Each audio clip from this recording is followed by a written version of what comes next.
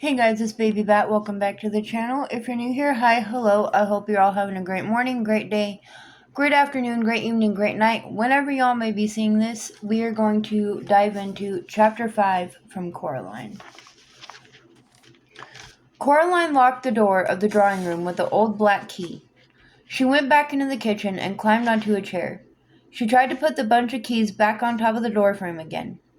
She tried 4 or 5 times before she was forced to accept that she just wasn't big enough, and she put them down on the counter next to the door. Her mother still hadn't returned from her shopping expedition. Coraline went to the freezer and took out the spare loaf of frozen bread in the bottom compartment. She made herself some toast, with jam and peanut butter. She drank a glass of water. She waited for her parents to come back. When it began to get dark, Coraline microwaved herself a frozen pizza. Then Coraline watched television. She wondered why grown-ups gave themselves all the good programs, with all this shouting and running around in. After a while, she started yawning. Then she undressed, brushed her teeth, and put herself to bed. In the morning, she went into her parents' room, but their bed hadn't been slept in, and they weren't around. She ate canned spaghetti for breakfast. For lunch, she had a block of cooking chocolate and an apple. The apple was yellow and slightly shriveled, but it tasted sweet and good. For tea, she went down to see Mrs. Spink and Forcible. She had three digestive biscuits, a glass of limeade, and a cup of weak tea. The limeade was very interesting. It didn't taste anything like limes. It tasted bright green and vaguely chemical. Coraline liked it enormously. She wished they had it at home. "How are your dear mother and father?" asked Miss Spink. "Missing," said Coraline. "I haven't seen either of them since yesterday. I'm on my own. I think I'd probably become a single-child family.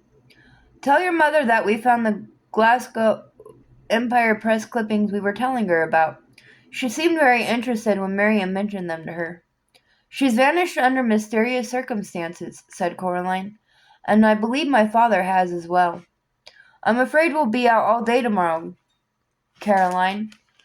"Lovey," said Miss Forcible, "we'll be staying over with April's niece in Royal Tunbridge Wells." They showed Coraline a photographic album with photographs of Miss Spink's niece in it, and then Coraline went home. She opened her money box and walked down to the supermarket. She bought 2 large bottles of limeade, a chocolate cake, and a new bag of apples, and went back home and ate them for dinner.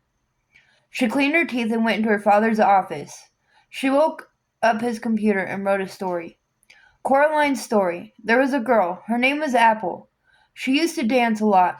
She danced and danced until her feet turned into sausages. The end. She printed out the story and turned off the computer. Then she drew a picture of the little girl dancing underneath the words on the paper.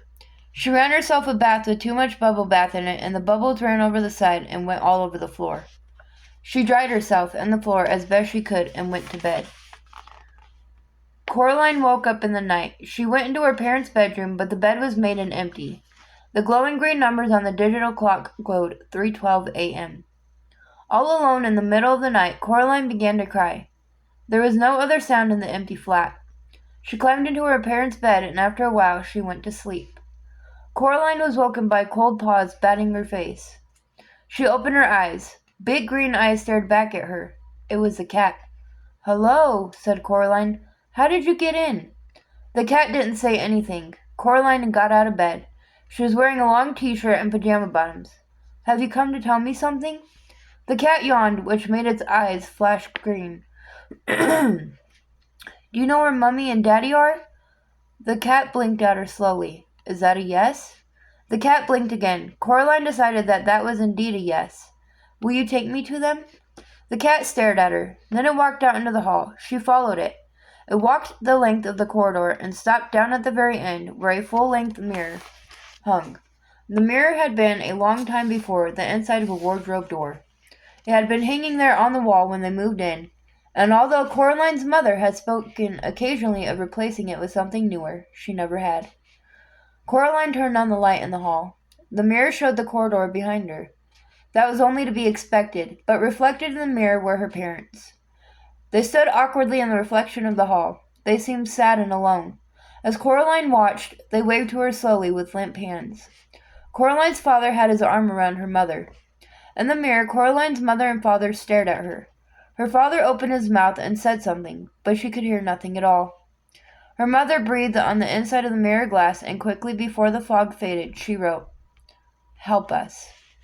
With the tip of her forefinger, the fog on the inside of the mirror faded, and so did her parents. And now the mirror reflected only the corridor and Coraline and the cat.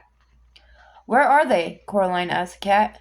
The cat made no reply, but Coraline could imagine its voice, dry as a dead fly on a windowsill in winter, saying, "Well, where do you think they are?" "They aren't going to come back, are they?" said Coraline. "Not under their own steam." The cat blinked at her. Coraline took it as a yes. "Right," said Coraline. "Then I suppose there is only one thing left to do." She walked into her father's study. She sat down at his desk. Then she picked up the telephone and she opened the phone book and telephoned the local police station. "Police," said a gruff male voice. "Hello," she said. "My name is Coraline Jones." "You're up a bit after your bedtime, aren't you, young lady?" said the policeman. "Possibly," said Coraline, who was not going to be diverted, "but I am ringing to report a crime." "And what sort of crime would that be?" "Kidnapping. Grown-up napping, really. My parents have been stolen, away into a world on the other side of the mirror in our hall." "And do you know who stole them?" asked the police officer. Coraline could hear the smile in his voice, and she tried extra hard to sound like an adult might sound, to make him take her seriously. "I think my other mother has them both in her clutches. She may want to keep them and sew their eyes with black buttons, or she may simply have them in order to lure me back into reach of her fingers. I'm not sure." "Ah," said the nefarious clutches of her fiendish fingers, "is it?" he said. You know what I suggest, Miss Jones?" "No," said Coraline. "What?" "You ask your mother to make you a big old mug of hot chocolate, and then give you a great big old hug. There's nothing like hot chocolate and a hug for making the nightmares go away. And if she starts to tell you off for waking her up at this time of night, why, you tell her that's what the policeman said." He had a deep, reassuring voice. Coraline was not reassured. "When I see her," said Coraline, "I shall tell her that." As she put down the telephone, the black cat, who had sat on the floor, grooming his fur, through this entire conversation, now stood up and led the way into the hall. Coraline went back into her bedroom and put on her blue dressing gown and her slippers. She looked under the sink for a flashlight and found one, but the batteries had long since run down and it barely glowed with the faintest straw-colored light. She put it down again and found a box of, in case of emergency, white wax candles and thrust one into a candlestick. She put an apple into each pocket. She picked up the ring of keys and took the old black key off the ring. She walked into the drawing room and looked at the door. She had the feeling that the door was looking at her. What she knew was silly, and knew on a deeper level was somehow true. She went back into her bedroom and rummaged in the pocket of her jeans. She found the stone with a hole in it and put it into her dressing gown pocket. She lit the candle wick with a match and watched it sputter and light. Then she picked up the black key. It was cold in her hand. She put it into the keyhole in the door, but did not turn the key. "When I was a little girl," said Coraline to the cat, "when we lived in our old house, a long, long time ago, my dad took me for a walk on the wasteland between our house and the shops. It wasn't the best place to go for a walk, really. There were all these things that people had thrown away back there, old cookers and broken dishes and dolls with no arms and no legs, and empty cans and broken bottles. Mom and Dad made me promise not to go exploring back there, because there were too many sharp things, and tetanus and such. But I kept telling them I wanted to explore it. So one day my dad put on his big brown boots and his gloves and put my boots on me and my jeans and sweater, and we went for a walk. We must have walked for about 20 minutes. We went down this hill to the bottom of a gully where a stream was when my dad suddenly said to me, 'Coraline, run away, up the hill, now.' He said it in a tight sort of way, urgently, so I did. I ran away up the hill. Something hurt me on the back of my arm as I ran, but I kept running. As I got to the top of the hill, I heard somebody thundering up the hill behind me. It was my dad, charging like a rhino. When he reached me, he picked me up in his arms and swept me over the edge of the hill. And then we stopped, and we puffed, and we panted, and we looked back down the gully. The air was alive with yellow wasps. We must have stepped on a wasp's nest and a rotten branch as we walked. And while I was running up the hill, my dad stayed and got stung, to give me time to run away. His glasses had fallen off when he ran. I only had the one sting on the back of my arm. He had 39 stings all over him. We counted later in the back. The black cat began to wash its face and whiskers in a manner that indicated increasing impatience. Coraline reached down and stroked the back of its head and neck. The cat stood up, walked several paces until it was out of her reach. Then it sat down and looked up at her again. So, said Coraline, later that afternoon my dad went back again to the wasteland to get his glasses back. He said if he left it another day he wouldn't be able to remember where they'd fallen. And soon he got home, wearing his glasses. He said that he wasn't scared when he was standing there and the wasps were stinging him and hurting him, and he was watching me run away, because he knew he had to give me enough time to run, or the wasps would have come after both of us. Coraline turned the key in the door. It turned with a loud clunk. The door swung open. There was no brick wall on the other side of the door, only darkness. A cold wind blew through the passageway. Coraline made no move to walk through the door. And he said that wasn't brave of him doing that, just standing there and being stung, said Coraline to the cat. It wasn't brave because he wasn't scared. It was the only thing he could do. But going back to get his glasses, when he knew the wasps were there, when he was really scared, that was brave. She took her first step down the dark corridor. She could smell dust and damp and mustiness. The cat padded along beside her. And why was that? Asked the cat, although it sounded barely interested. Because, she said, when you're scared but you still do it anyway, that's brave. The candle cast huge, strange flickering shadows along the wall. She heard something moving in the darkness beside her, or to one side of her. She could not tell. It seemed as if it was keeping pace with her, whatever it was. And that's why you're going back to her world then? Said the cat. Because your father once saved you from wasps? Don't be silly, said Coraline. I'm going back for them because they are my parents. And if they noticed I was gone, I'm sure they would do the same for me. You know you're talking again. How fortunate I am, said the cat, in having a traveling companion of such wisdom and intelligence. His tone remained sarcastic, but his fur was bristling and his brush of a tail stuck up in the air. Coraline was going to say something like, sorry, or, wasn't it a lot shorter walk last time?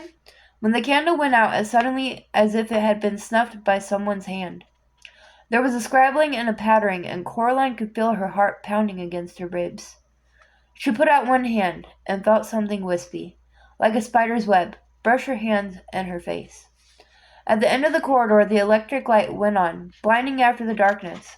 A woman stood, silhouetted by the light, a little ahead of Coraline. Coraline? Darling? She called. Mom! Said Coraline, and she ran forward, eager and relieved. Mom! Darling, said the woman, why did you ever run away from me?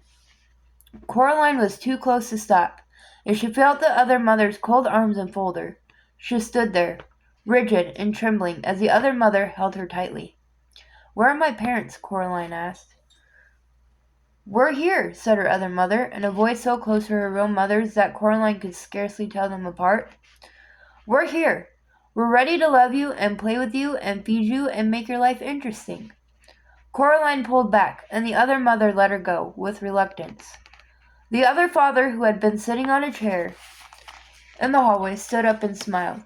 Come on into the kitchen, he said. I'll make us a midnight snack, and you'll want something to drink. Hot chocolate, perhaps? Coraline walked down the hallway until she reached a mirror at the end. There was nothing reflected in it but a young girl in her dressing gown and slippers, who looked like she had recently been crying, but whose eyes were real eyes, not black buttons, and who was holding tightly to a burned-out candle in a candlestick. She looked at the girl in the mirror, and the girl in the mirror looked back at her. I will be brave, thought Coraline. No, I am brave. She put down the candlestick on the floor, then turned around. The other mother and the other father were looking at her hungrily. I don't need a snack, she said. I have an apple. See? And she took an apple from her dressing gown pocket, then bit into it with relish and an enthusiasm that she did not really feel. The other father looked disappointed. The other mother smiled, showing a full set of teeth, and each of the teeth was a tiny bit too long. The lights in the hallway made her black button eyes glitter and gleam. You don't frighten me, said Coraline, although they did frighten her very much. I want my parents back. The world seemed to shimmer a little at the edges. Whatever would I have done with your old parents? If they have left you, Coraline, it must be because they became bored with you, or tired. Now I will never become bored with you, and I will never abandon you. You will always be safe here with me. The other mother's wet-looking black hair drifted around her head like the tentacles of a creature in the deep ocean. They weren't bored of me, said Coraline. You're lying. You stole them. Silly, silly Coraline. They are fine, wherever they are. Coraline simply glared at the other mother. I'll prove it, said the other mother, and brushed the surface of the mirror with her long white fingers. It clouded over, as if a dragon had breathed on it, and then it cleared. In the mirror it was daytime already. Coraline was looking at the hallway, all the way down to her front door.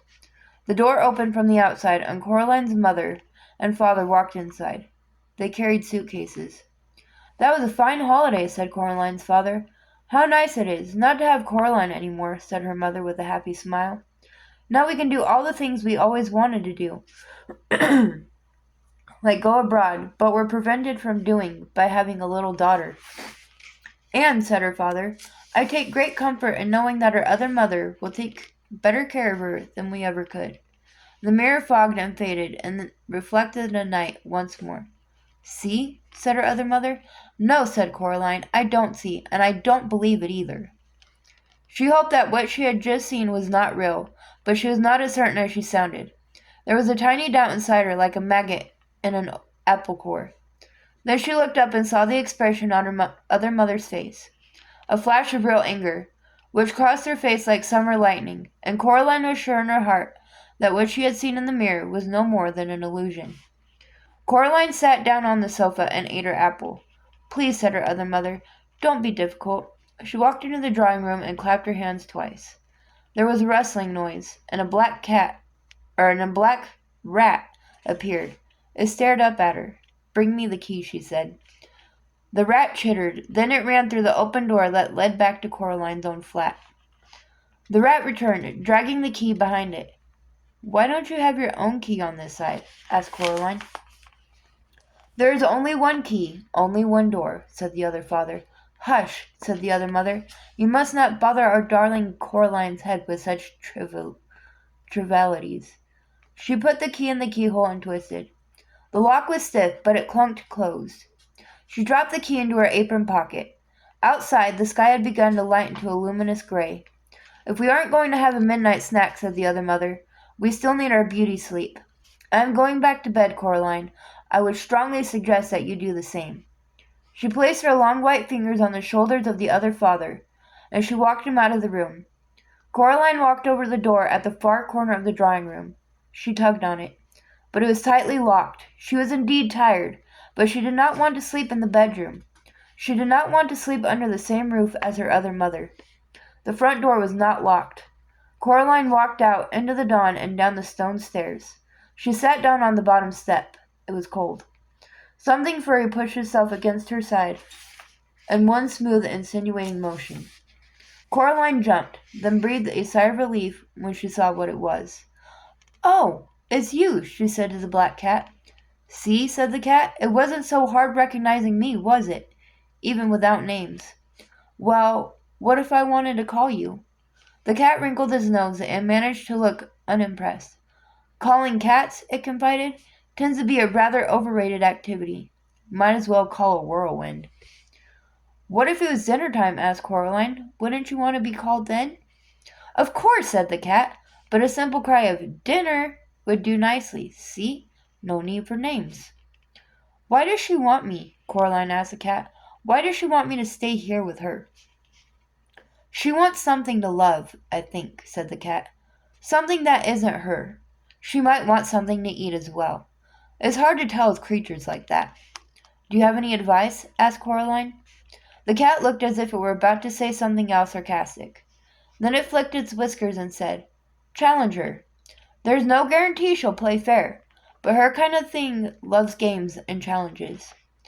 What kind of thing is that? Asked Coraline. But the cat made no answer, simply stretched luxuriantly and walked away. Then it stopped and turned and said, I'd go inside if I were you. Get some sleep. You have a long day ahead of you. And then the cat was gone. Still, Coraline realized it had a point. She crept back into the silent house, past the closed bedroom door inside which the other mother and the other father, what, she wondered, slept, waited, and then it came to her that she should open the bedroom door. She would find it empty, or more precisely, that it was an empty room and it would remain empty until the exact moment that she opened the door. Somehow, that made it easier. Coraline walked into the green and pink parody of her own bedroom. She closed the door and hauled the toy box in front of it. It would not keep anyone out, but the noise somebody would make trying to dislodge it would wake her, she hoped. The toys in the toy box were still mostly asleep, and they stirred and muttered as she moved their box, and then they went back to sleep. Coraline checked under her bed, looking for rats, but there was nothing there. She took off her dressing gown and slippers and climbed into bed and fell asleep with barely enough time to reflect, as she did so, on what the cat could have meant by a challenge. And that, my friends, is the end of Chapter 5 of Coraline. If you liked this video, please give it a thumbs up. Please subscribe if you have not already. With that being said, I hope you all have a great morning, great day, great afternoon, great evening, great night, whenever y'all are watching this. And I will see you guys in my next video. Bye, guys.